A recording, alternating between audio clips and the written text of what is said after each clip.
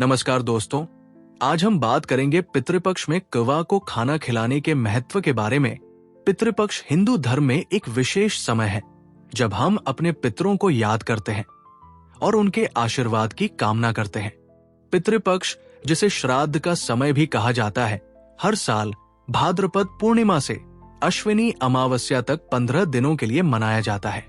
इस समय हमारे पूर्वजों की आत्माओं का आह्वान किया जाता है और उनकी शांति और मोक्ष के लिए तर्पण, पिंडदान और श्राद्ध कर्म किए जाते हैं।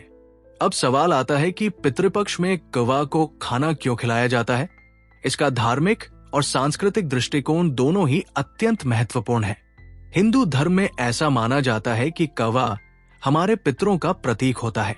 दे दो और प्राणों के अनुसार श्राद्ध के दौरान पितर कवा के रूप में आते हैं और श्राद्ध भोजन को ग्रहण करते हैं।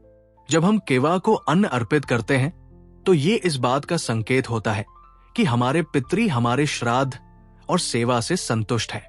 गरुड़ पुराण में भी कहा गया है कि पितृगुण कवा के माध्यम से अपने वंशजों से संपर्क करते हैं। कवा को खाना खिलाना इस बात का प्रतीक है कि हमने अपने पितरों का सम्मान किया है और उनकी आत्मा की तृप्ति की है। इसलिए पितृपक्ष के दौरान कवे को भोजन देना हमारे पितरों का अर्पण का एक हिस्सा है, जो उन्हें शांति और संतोष प्रदान करता है। चलिए जान लेते हैं कि भोजन कैसे और कब देना चाहिए।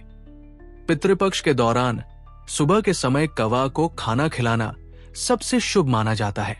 कुछ स्थानों पर लोग तिल, खीर, पूरी और अन्य प्रसाद बनाकर कवा को अर्पित करते हैं।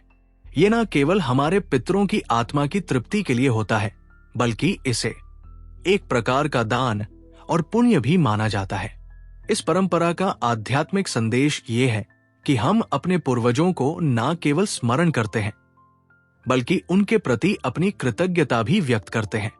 कवा के रूप में हमारे पितर हमारी देखभाल और सेवा से प्रसन्न होते हैं और हमें आशीर्वाद देते हैं।